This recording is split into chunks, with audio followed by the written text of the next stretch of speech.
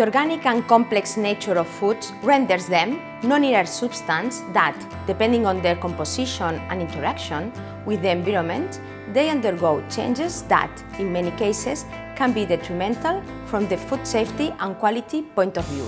These alterations may have a microbial, chemical, or physical origin. The growth of microorganisms is probably the most important cause of food alteration. Among all the microorganisms that can grow, it is essential to differentiate between those that involve an immediate danger to human health, that is, pathogens, discussed in upcoming units, and those that modify the food to the point of making it unsuitable for human consumption. This is the case of spoilage microbiota. A spoilage microbiota degrade the major components of foods, causing putrefaction, fermentation, and rancidity, usually resulting in unwanted taste and odors. It is important to highlight that the alteration caused by fermentation does not always result in a spoilage food. On the contrary, many foods are the product of some fermentation reaction. For example, yogurt, bread, beer, etc. Different chemical alterations also produce rancidity and color and flavor changes. Chemical rancidity occurs due to the degradation of the lipid fraction of foods, mainly due to the hydrolytic or oxidative reactions that, independently of the mechanisms, form compounds responsible for the taste and smell of rancidity of altered foods. Another type of chemical alteration that often occurs is food browning, which can have different origins.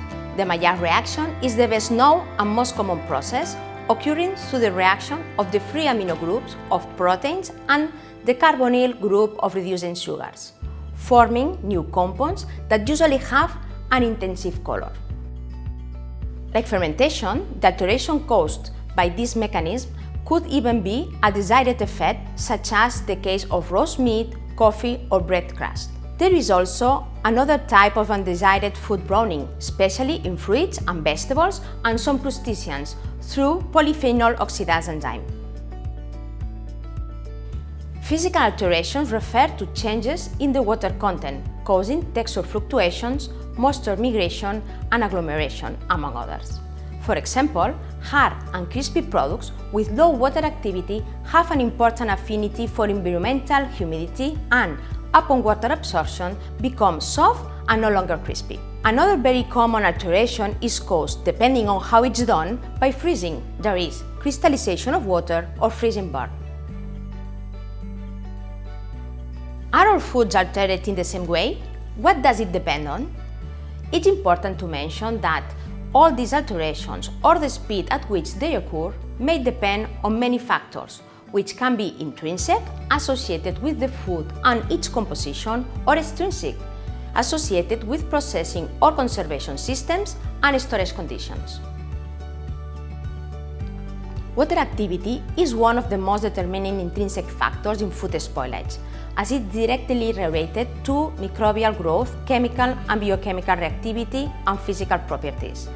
Regarding microbial activity, most bacteria that produce food spoilage grow at water activities near 1, and fungi and yeast above 0.8. For this reason, many food preservation processes reduce water activity, for example, drying, salting, or adding sugar. It should be noted that although low water activity can prevent microbial proliferation, it does not cause their destruction, and in some cases, microorganisms can survive for a long time. High water activities also allow most chemical and biochemical reactions to occur. However, we must keep in mind that in foods with low water activities, some of these reactions do not stop. For example, the non-enzymatic browning or the lipid oxidation. pH has also a significant impact on microbial growth, as for most bacteria, the optimal growth level is around the neutral pH, inhibiting their proliferation with pH values lower than 4, although this favors the growth of fungi and yeast. The rest of the intrinsic factors refers to redox potential and food composition, which, together with bacterial loads, determines which degradation mechanisms can occur. On the other hand, extrinsic factors work as modulators, accelerating or reducing the mechanisms that intrinsically can alter foods. The food treatment with high temperatures and the time during which it's applied have a significant impact on their shelf life, reducing or eliminating, depending on the treatment, the spoilage microbiota, and, of course, food pathogens. Thermal processes also affect chemical stability, as the transformation of substrates or destruction of certain enzymes may prevent the specific alteration.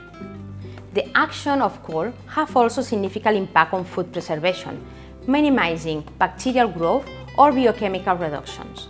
At freezing temperatures, all chemical reactions and bacterial growth are slowed or completely stopped. Modifying the atmosphere inside the packaging, especially if oxygen is reduced, can prevent many food alteration reactions and prevent the growth of aerobic organisms. However, it obviously favors the growth of anaerobic bacteria. Packaging, as a physical barrier, isolates the food from air, light, and relative humidity. But nowadays, current technologies let packaging to be more than just a physical barrier, having an active role in food preservation from spoilage.